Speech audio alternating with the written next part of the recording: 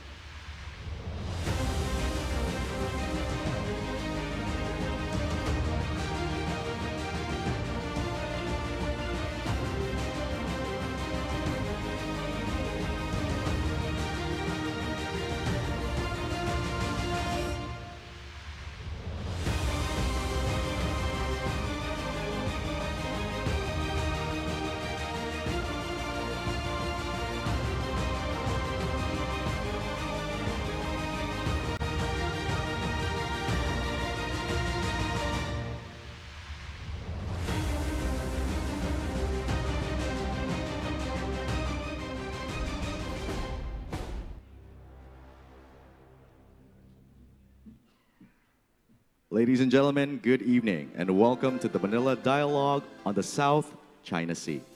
To start our program proper, we will have the agenda setting.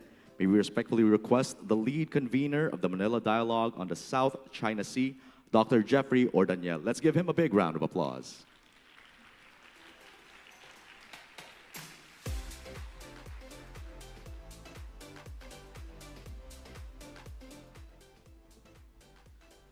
Honorable Ferdinand Martin Romualdez, Speaker of the House of Representatives, 19th Congress of the Philippines, National Security Advisor, Secretary Eduardo Año, Executive Secretary Lucas Bersamin, Your Excellencies, distinguished participants, ladies and gentlemen, good evening. I understand many of you are probably still thinking about the US elections, and it's understandable, but advancing a rules-based maritime order is our focus in the next 2 days. And the reason is simple. Almost every day in the South China Sea, we are witnessing an alarming erosion of the rule of law. It's too complex a problem that there seems to be no solution in sight. Doing something could be seen as escalatory.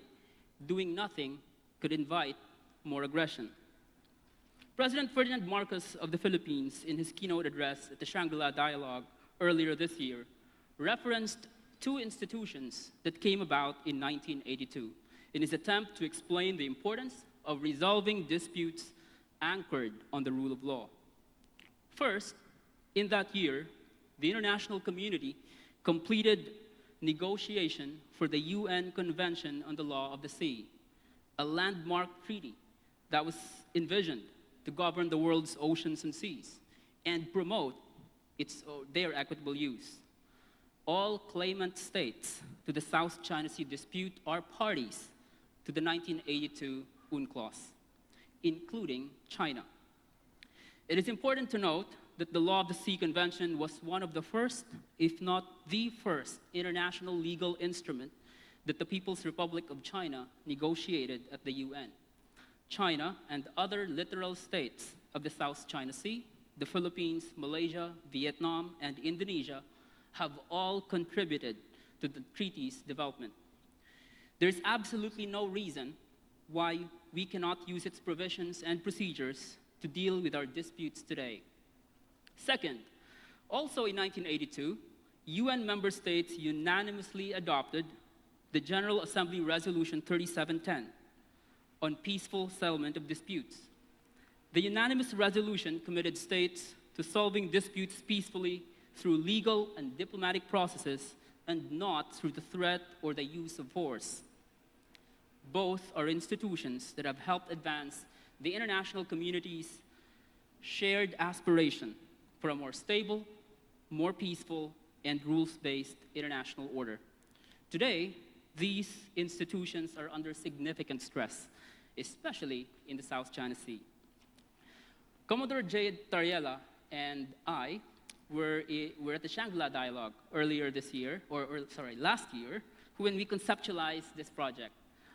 We thought we needed something focused on the South China Sea and clarify exactly the sources of insecurities in our part of the world. But it can't just be another talk shop. It can't just be another gathering of experts and officials, nor a listening conference in a classroom set up under Chatham House rule.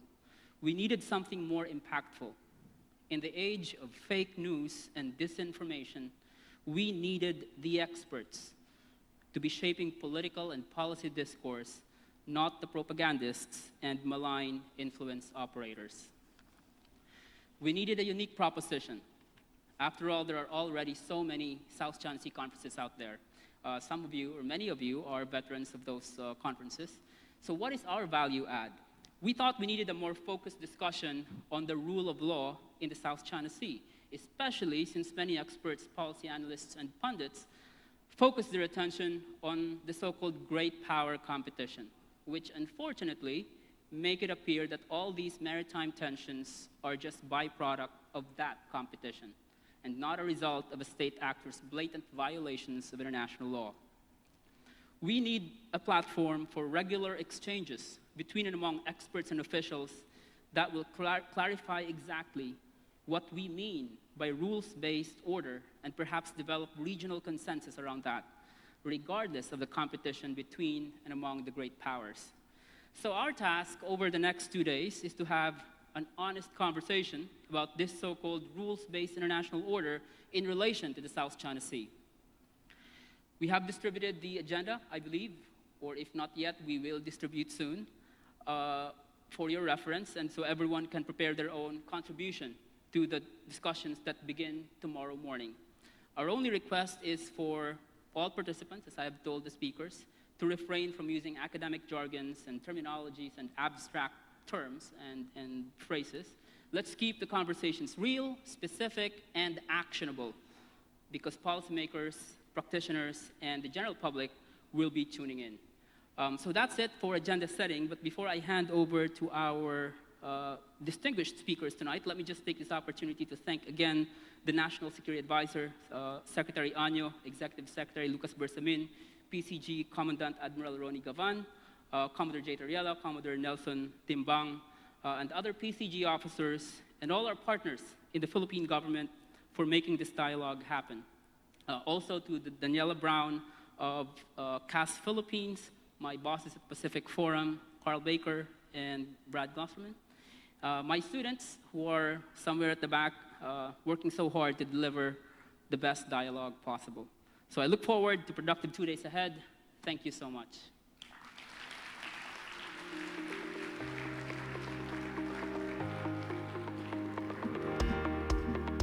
Thank you very much, sir. Once again, we've heard from Dr. Jeffrey or Danielle. At this point, for our opening remarks, may we respectfully request the National Security Advisor of the Philippines, Secretary Eduardo M. Año. Let's give him a big, big round of applause as well.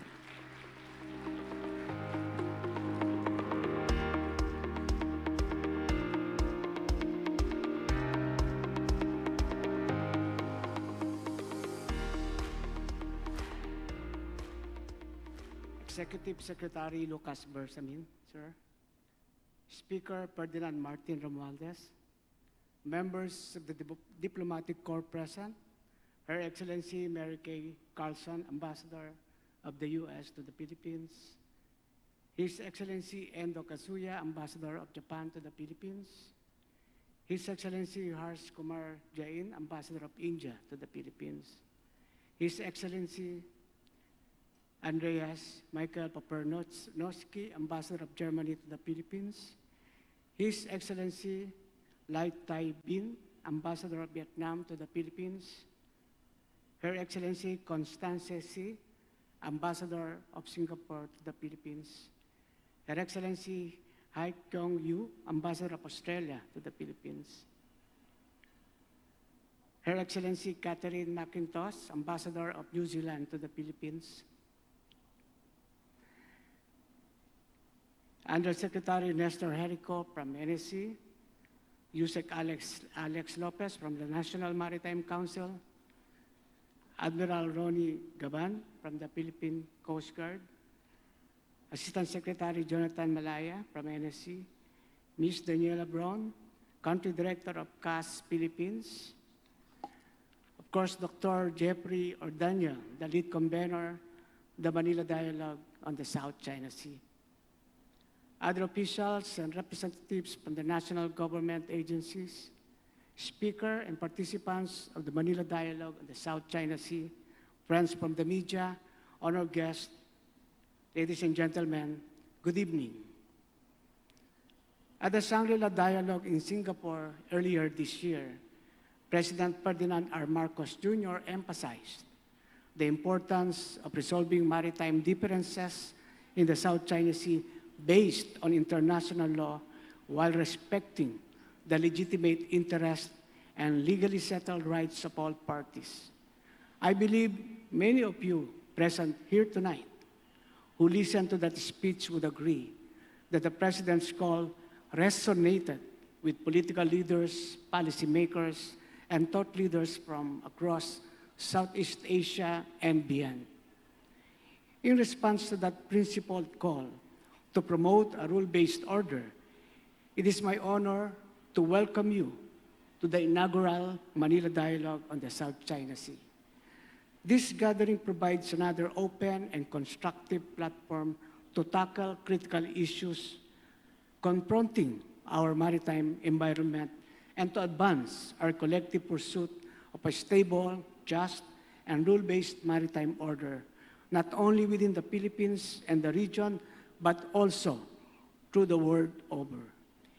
Indeed, addressing and managing the challenges in the South China Sea does not only concern and benefit the Philippines, but also the other coastal states surrounding this strategic waterway, most especially our ASEAN neighbors. More importantly, it really affects the world order that we have always been trying to build and fortify, anchored on our enduring commitment to the fundamental tenet of sovereignty, sovereign equality of states, and amity with all nations. In such respect, the staging of this dialogue is not merely for a single state, but for all nations, who all share the progressive and principled vision for a world that is more just, peaceful, and prosperous. Our united call reverberates across the world.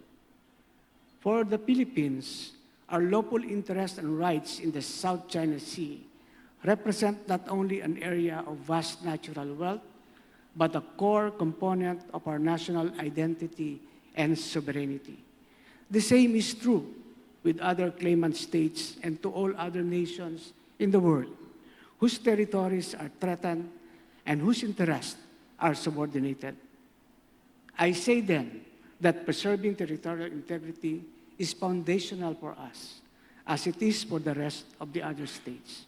Therefore, our commitment to upholding these rights and ensuring that our sovereignty must remain intact and inviolable.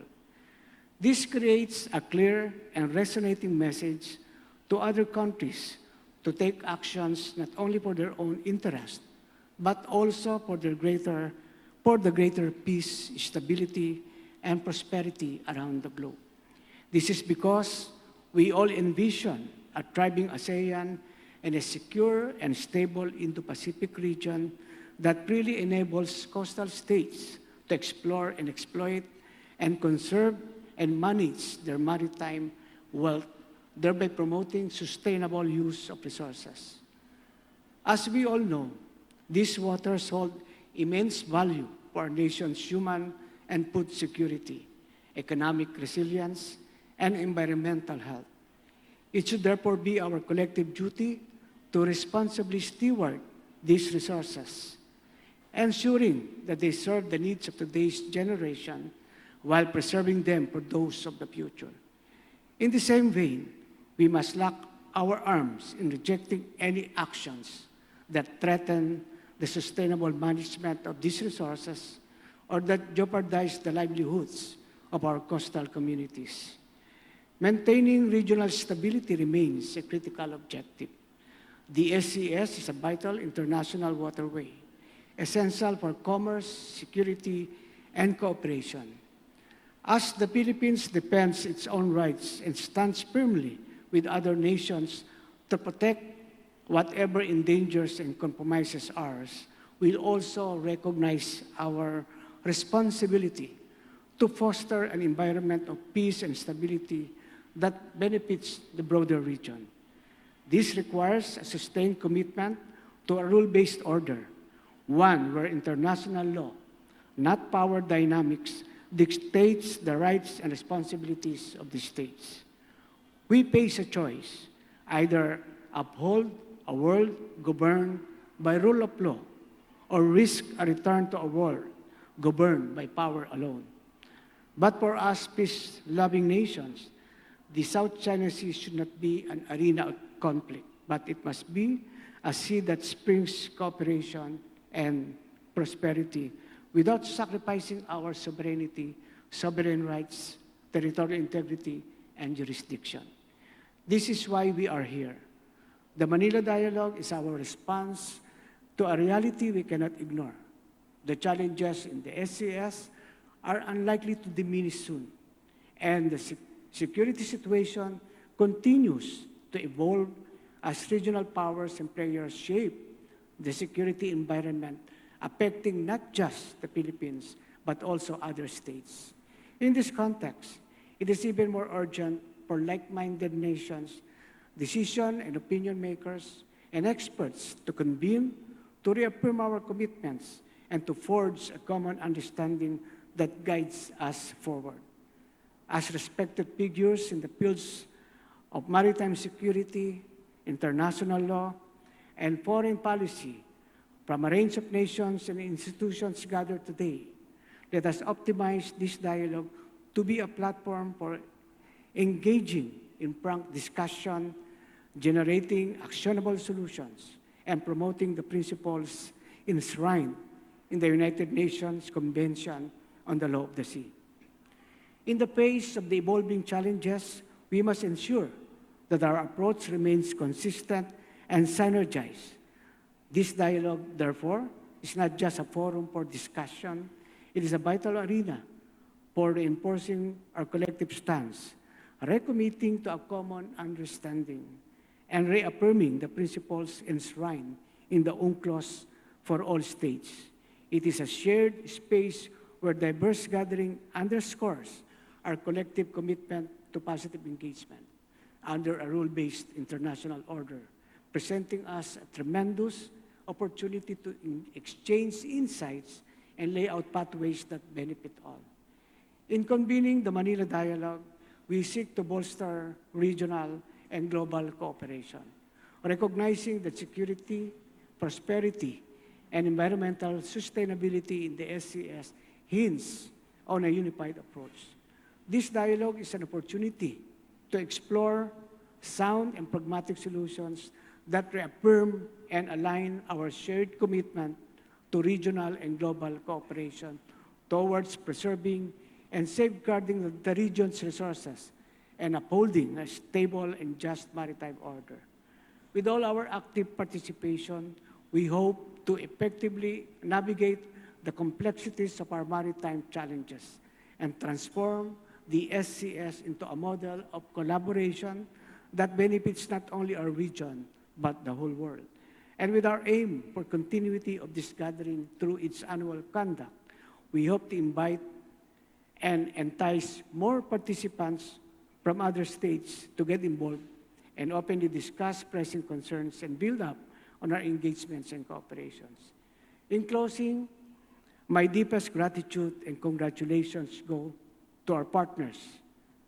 I'll mention the Philippine Coast Guard, particularly the West Philippine Sea Transparency Office, the Presidential Communications Office, the Philippine Information Agency, for their efforts in making this event a reality. I also profoundly thank and commend Dr. Jeffrey Ordaniel of the We Protect Our Seas Advocacy Group, our lead convener, for bringing together this esteemed assembly of experts and officials. We are equally grateful to our international partners and sponsors, Pacific Forum International through its Executive Director, Mr. Carl Baker, and CAS Philippines through its Country Director, Ms. Daniela Braun, among many others whose support underscores the global stakes involved in maintaining stability and peace in the region. Over the next 2 days, I look forward to the insights, recommendations, and collaborations that will emerge from our conversations. Together, let us work forward and look toward a future where our territorial integrity is protected, our resources are sustainably managed, and our region's stability is steadfastly upheld. Thank you very much, and a warm welcome to all of you to the Manila Dialogue on the South China Sea.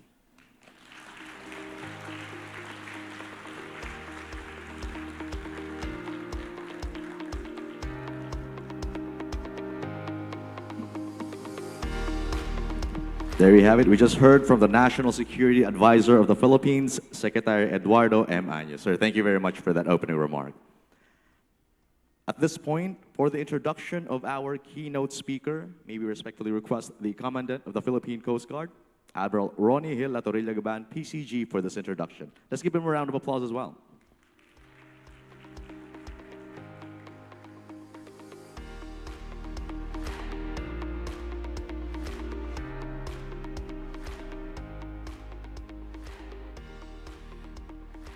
Your Excellencies, friends, ladies and gentlemen, good evening.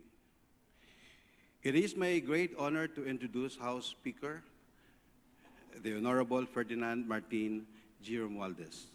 With a deep commitment to public service, Speaker Romualdez began his political journey representing the 1st District of Leyte Province in the House of Representatives. His dedication and vision quickly garnered the respect and trust of his colleagues, resulting in his election as Majority Floor Leader in the 18th Congress, and now as Speaker in the 19th Congress. In his role as Speaker, he champions laws that foster inclusive economic growth, uphold democratic principles, and prioritize public health. Notable legislation under his leadership include the Maharlika Investment Act of 2023, the new Agrarian Emancipation Act, the Public-Private Partnership Code of the Philippines, the Internet Transactions Act of 2023, and the Ease of Paying Taxes Act, among many others. Speaker Romualdez's leadership exemplifies a steadfast commitment to serving our nation and its people with integrity, compassion, and vision. Ladies and gentlemen, please join me in welcoming House Speaker, the Honorable Ferdinand Martin G. Romualdez.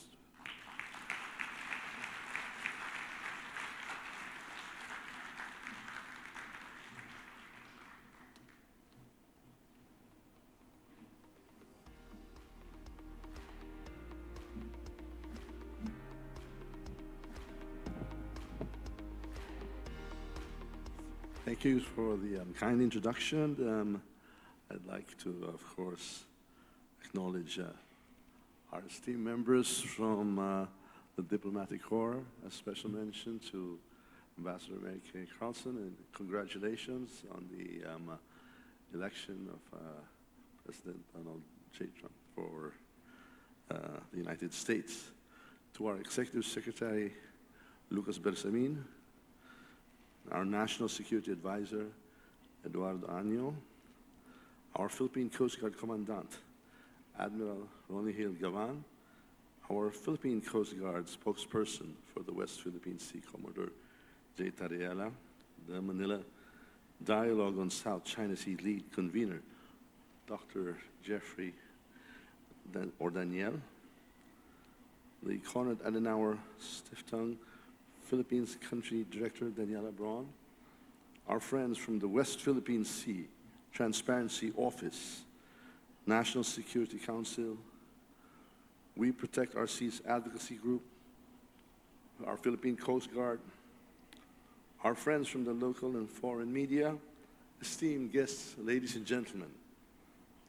I'm grateful to address you today, not just as the Speaker of the House of Representatives, but as a fellow Filipino who, like many of you, feels a profound duty to protect our sovereignty and our people and our future in the West Philippine Sea. Our stand on these waters is not just a matter of geography, it is a matter of national pride, economic security, and the legacy we will pass on to future generations. Since 2016, the Arbitral Award has stood as a landmark of justice and affirmation of the United Nations Convention on the Law of the Seas. This ruling affirms that our rights in these waters are recognized, legitimate, and must be respected by all. It invalidated claims that attempt to exceed the legal bounds set by UNCLOS, and it firmly established our sovereign rights and jurisdiction in our exclusive economic zone. Yet the journey from a ruling to reality is long and requires not just vigilance, but sustained action. The issues in the West Philippine Sea are complex, involving competing claims and pressures. Our approach must remain anchored on international law, but also dynamic, recognizing the power of alliances, diplomacy, and transparent communication. While we seek peace and dialogue, we must also be prepared to defend our interests, our people, and our environment. The Philippines has chosen a principled path of peaceful assertion, aiming to resolve disputes without conflict. We see this approach not as a sign of weakness, but rather as a testament to our commitment to international law, particularly the 1982 Manila Declaration on the peaceful settlement of international disputes. We continue to pursue all avenues for constructive dialogue, and we value gatherings like this Manila Dialogue, where government leaders, policymakers, academics, and security experts converge to generate innovative and sustainable solutions. As Speaker of the House, I assure you that our legislative branch stands firmly behind our efforts to fortify our nation's national security. We are bolstering our Coast Guard, investing in maritime research, and working closely with our regional allies to ensure a free, open, and stable South China Sea. However, these measures alone will not suffice. Protecting our rights requires not only a military presence, but a united nation backed by allies who value the rule of law. In recent months, the provocations in the West Philippine Sea have escalated. Just this year, our Coast Guard vessels and civilian fishermen have faced ramming incidents, water cannon attacks, and interference by foreign vessels. These events are unacceptable, and each incident is a reminder of our responsibility to defend our people, particularly those whose lives and livelihoods depend on these waters. We have lodged strong diplomatic protests and welcome the international support that has underscored these objections. We continue to protest actions that violate international norms, undermine our sovereignty, and damage our marine environment. Illegal island building activities, exploitative fishing practices, and science research conducted without our permission have harmed our ecosystems and affected the livelihoods of coastal communities. The Philippines categorically rejects any excessive claims that infringe on our rights under UNCLOS and the 2016 Arbitral Award. In response, our government has committed to an expanded transparency policy through the West Philippine Sea Transparency Office and the unified messaging by the National Maritime Council. We expose illegal activities and build global support for our positions. Transparency empowers not only our citizens, but also the international community to see and understand the reality of these challenges, countering misinformation and fostering global security. This task is far from ours alone. We welcome the support of countries that have voiced strong backing for our legal position, including Australia, Canada, France, Germany, Japan, and the United States, among many others. The recent Indo-Pacific dialogue, the Camp David joint statement, and statements from G7 summits affirm a collective stand on maintaining a rules-based order in the region. When international partners acknowledge the validity of the arbitral award, they do more than support the Philippines.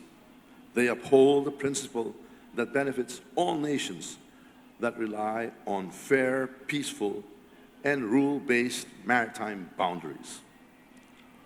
Our efforts to de-escalate tensions with China have included a series of understandings and dialogues aimed at conducting our routine and resupply missions at Ayungin Shoal without confrontation. Following the 9th bilateral consultation mechanism, our two countries reached a provisional understanding that allowed the resupply of the BRP Sierra Madre. However, these missions remain delicate, and we continue to engage in diplomacy with the hope that all parties will respect agreed-upon principles to prevent conflict. Our commitment to ASEAN is another cornerstone of our approach. At the recent ASEAN summit, President Ferdinand R. Marcos reiterated the importance of ASEAN solidarity in standing against aggression. We cannot turn a blind eye to behaviors that threaten the region's peace and stability. The Philippines is actively working with ASEAN members, particularly other claimant states, to ensure that the Code of Conduct on the South China Sea remains aligned with UNCLOS and the Arbitral Award. This code must support UNCLOS principles, and it must not grant any party rights inconsistent with international law. As we work toward a code of conduct, we emphasize the urgency of concluding a meaningful agreement that promotes peace, respects all states' interests, and establishes mechanisms for fair, predictable cooperation. A strong, unified ASEAN voice will be vital in maintaining stability and in asserting that cooperation, not coercion, defines our region. On the domestic front, we have ramped up efforts to foster a national consciousness of our cause. Public awareness campaigns are essential Every Filipino has a stake in the West Philippine Sea. By educating our citizens and amplifying our message globally, we empower Filipinos to serve as ambassadors of our national interests. It is through this collective consciousness that we draw strength, a shared resilience, and a commitment to defend what is rightfully ours. As we look ahead, let me be clear. Defending the West Philippine Sea is not a task we can defer to future generations. The time to act is now, and this is a task for all sectors of society, from our fisher folk to our military, from our diplomats to our legislators. Each of us plays a role significant in safeguarding our future. The waters of the West Philippine Sea hold resources that feed millions. They support our economy, and they are integral to the national legacy we must preserve for all Filipinos. In closing, let us remember that our stand is about more than territory. It is about principles. It is about asserting that every nation, regardless of its size or power, deserves respect for its sovereignty. It is about proving that the rule of law is a force stronger than aggression. And it is about ensuring that our children and grandchildren inherit a Philippines that is secure, respected, and sovereign. Together, let us move forward with unity, resilience, and an unbreakable commitment to peace. This is a journey we embark on, not for ourselves alone, but for the generations of yet to come. Our cause is just, our resolve is strong, and with the support of our allies and the solidarity of our people, we will uphold the dignity and the sovereignty of the Philippines. Thank you, and may our united efforts bring peace, stability, and prosperity to our beloved nation. Mabuhay.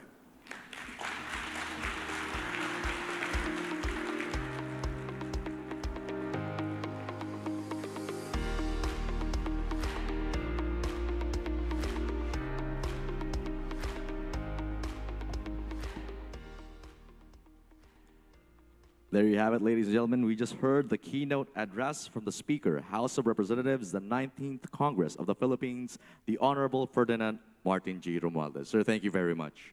And at this point, we will be hearing the keynote remarks representing the President of the Philippines, His Excellency Ferdinand R. Marcos Jr.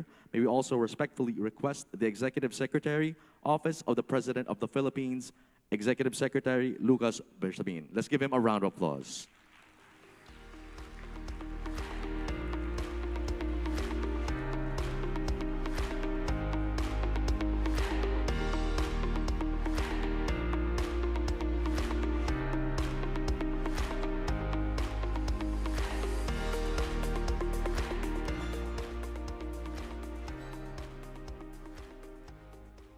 Speaker Ferdinand Martin Romualdez, National Security Advisor, Secretary Eduardo Año, Your Excellencies, members of the Diplomatic Corps, foreign guests who are taking part in this dialogue, stakeholders of the West Philippine Sea, South China Sea, ladies and gentlemen, a pleasant day to all. It is an honor to welcome you on behalf of President Ferdinand Marcos Jr. to the 2024 Manila Dialogue on the South China Sea. He has prepared this message that calls for collaboration grounded in respect for international law and shared prosperity as we navigate the opportunities and challenges that the South China Sea presents to all our nations. In this spirit, I am privileged to deliver his message. Let me begin. Here at the Manila Dialogue on the South China Sea, we gather as builders of a shared future, one that demands that we choose cooperation over conflict. The sea has long been seen as both a giver and a taker.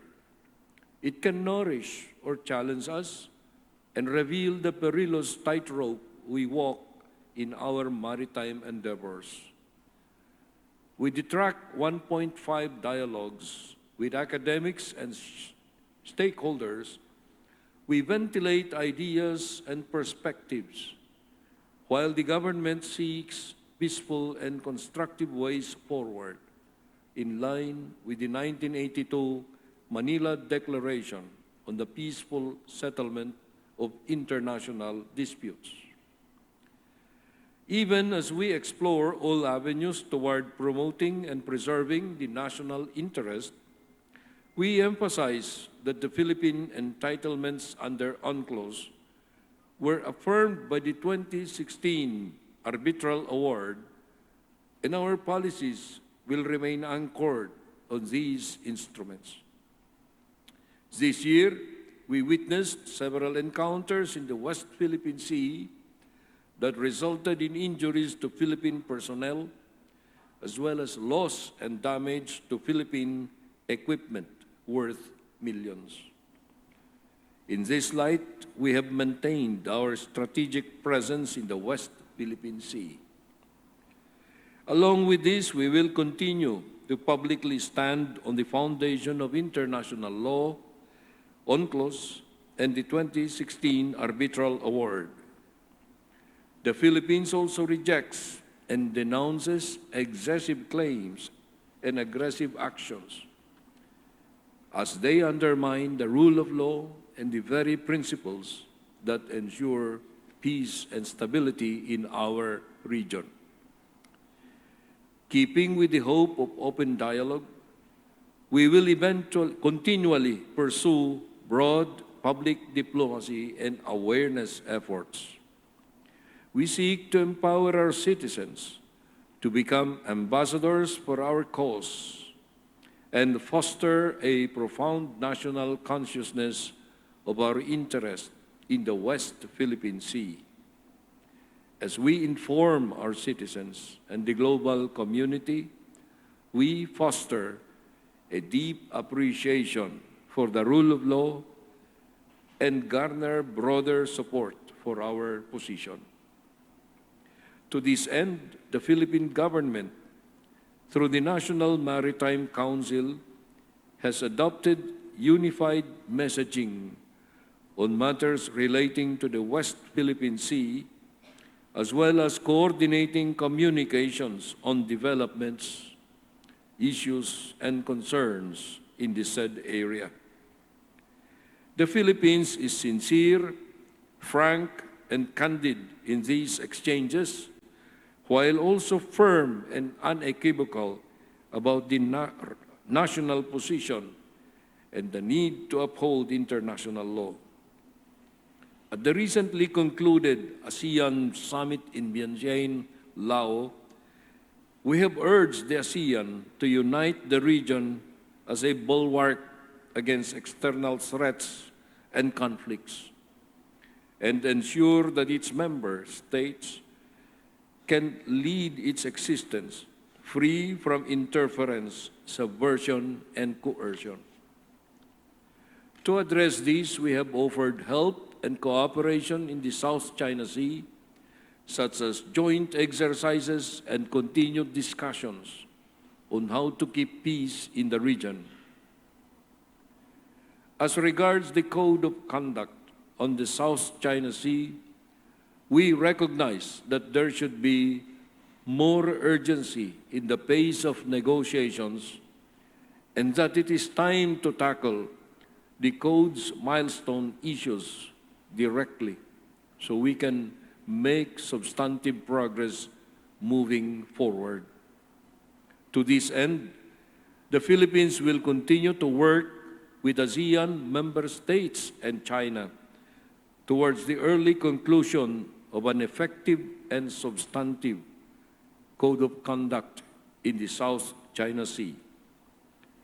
I hope that the discussions on this occasion will yield peace and cooperation as we strengthen our conversations and strive to resolve these matters. In this critical moment, we can craft a legacy rooted in collaboration and respect, one that future generations will look back on as a defining turning point in our shared journey toward lasting harmony and prosperity. Maraming salamat at mabuhay tayong lahat.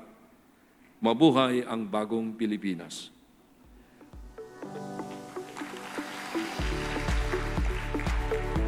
In closing, on behalf of President Marcos, I thank you for your dedication to fostering a stable, cooperative South China Sea. May this dialogue strengthen our resolve to work together and ensure a future of shared prosperity and harmony. Maraming salamat sa inyong lahat.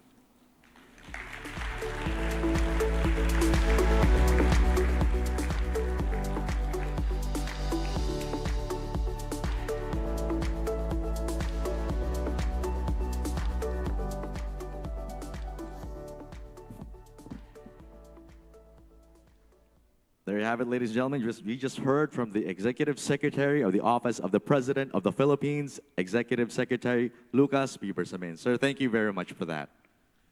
And at this point, what more can we say? We would like to request everyone to give ourselves a big round of applause for being here tonight.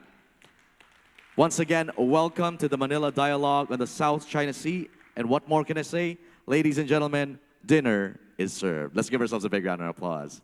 Our VIP tables will be served. Our other guests will be guided to our buffet. And of course, our media will also be invited to the buffet, but we'll be proceeding to apartment 302. Thank you very much, and let's continue to enjoy the night.